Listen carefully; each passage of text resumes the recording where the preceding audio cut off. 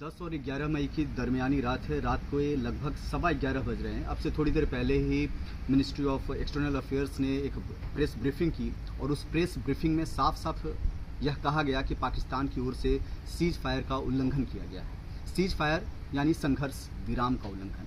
दोनों देशों के बीच में पहले यह खबर आई थी कि दोनों देश सीज फायर करेंगे, यानी कि एक दूसरे पर किसी तरह का भी संघर्ष एक दूसरे के साथ नहीं करेंगे, एक दूसरे पर किसी तरह का ड्रोन अटैक नहीं करेंगे, मिसाइल अटैक नहीं करेंगे, किसी तरह की गोलीबारी नहीं करेंगे। और सरहद पर सीज फायर के बड़े मायने होते हैं, लेकिन संघर्ष विराम के घोषणा के बाद जिस तरीके का उल्लंघन किया गया है, यह बेहद चौंका देने वाला है।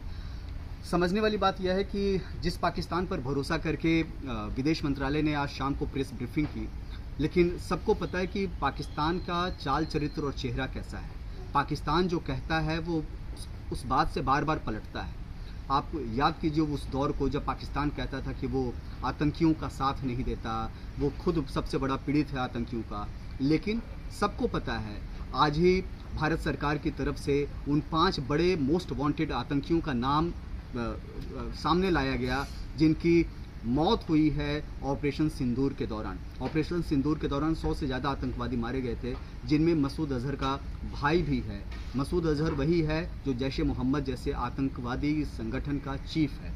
उसके बहू, उसकी पत्नी, सबकी मौत हुई है।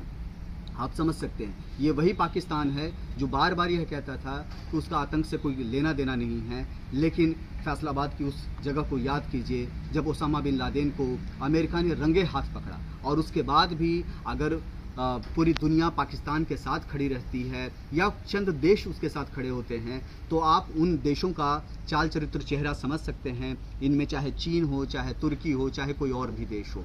हम सब जानते हैं कि पाकिस्तान क्या करता है और क्या कहता है, दोनों में फ़र्क है। संघर्ष विराम के उल्लंघन के बाद एक बार फिर दोनों देशों के बीच में टसल तेज़ हो गई है।